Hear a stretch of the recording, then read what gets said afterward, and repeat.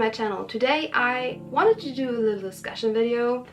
You can already kind of tell what I'm going to talk about based on the title, although if I don't come up with a better one that I have at the moment, I think it's kind of clickbait, and I'm sorry for that, but I didn't really have anything better in mind. Today I kind of want to talk about plots that are a bit weaker, that aren't that well developed, that are kind of simplistic, and when and how I enjoy them, or if I enjoy them, and kind of to explain how I came across this topic.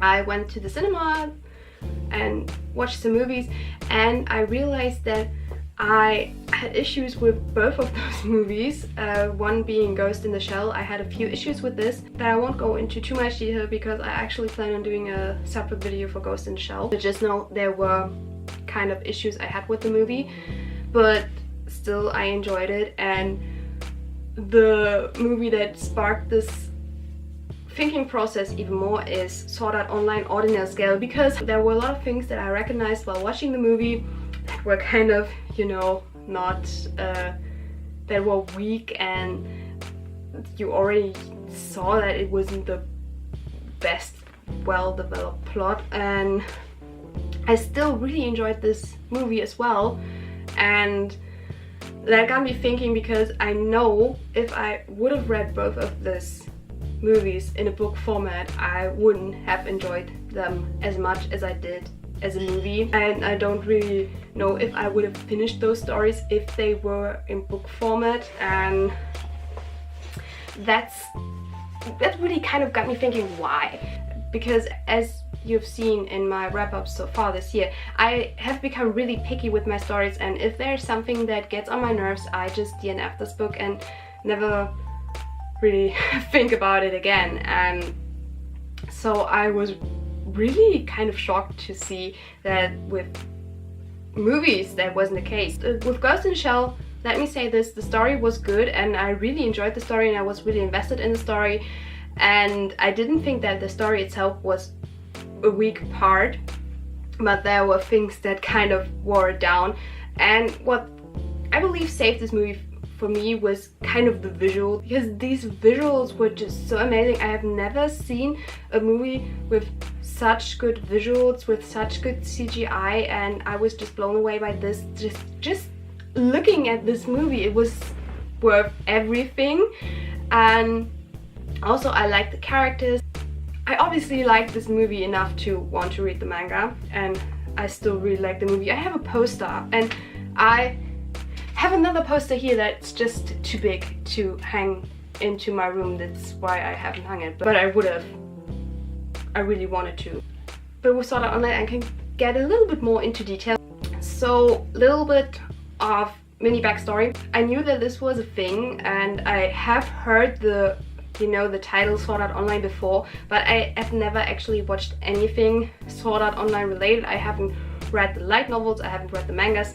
I was a Sword Art Online virgin up until this movie. I just went because my friends wanted to go, and I just went along because, hey, anime movie in our cinema, why not support it? And I went into the movie and I really was surprised how much I liked this. The story idea behind Sword Art Online was kind of interesting to me, although it wasn't, you know, the big thing in this movie. But I still like the concept of the new movie as well, although the first fight scene I thought was really dumb. But then I got used to it and accepted it. But what really was prominent in this movie was kind of how, you know, dumb Kirito was. He had a lot of moments where you were like, boy, really? It's not that difficult to figure out. I mean, when you have someone weird standing in front of you and showing in the direction, I mean, at least if you don't take it seriously the first time, if that happens a second time, you kind of at least look in this direction and kind of wonder where this is and try to find out or recognize who this is, although it's fairly obvious. And yeah, those things, and some of the fan service was also really weird. I mean, like, those movie scenes were, yeah, this one movie scene was really weird.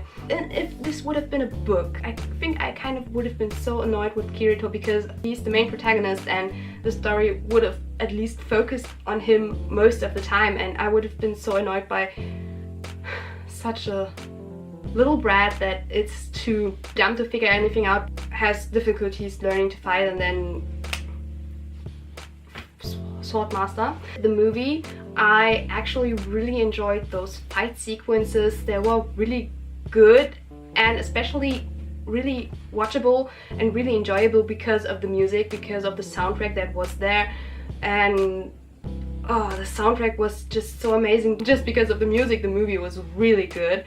I mean, I ordered the soundtrack. And I don't think that the fight sequences would have translated that well into a book format, because it's just something that you have to look at, in my opinion. I don't know. I think I wouldn't have enjoyed those fight scenes as much as I did in the movie. And what I also really liked about the movie was just the character dynamics between Asuna and Kirito.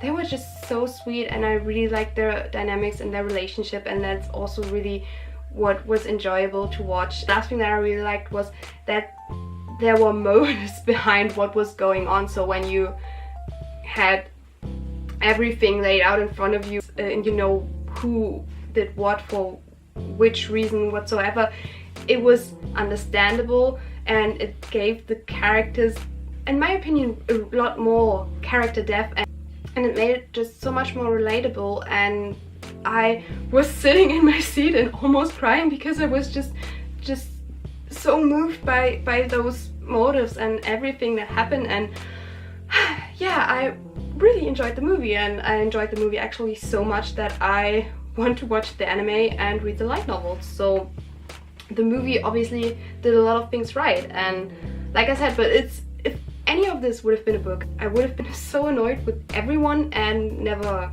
cared to finish it. So it's going to be really interesting if I enjoy the light novels of SAO.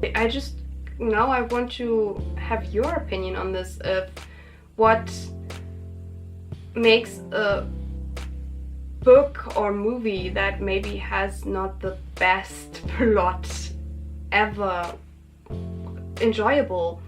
And have you ever experienced something similar like me, that you know, I like this movie but I never would have liked it as a book because it would have been so much more dumb, and the thing that it is a movie and that there is the music and the visuals and anything like that just really added to it?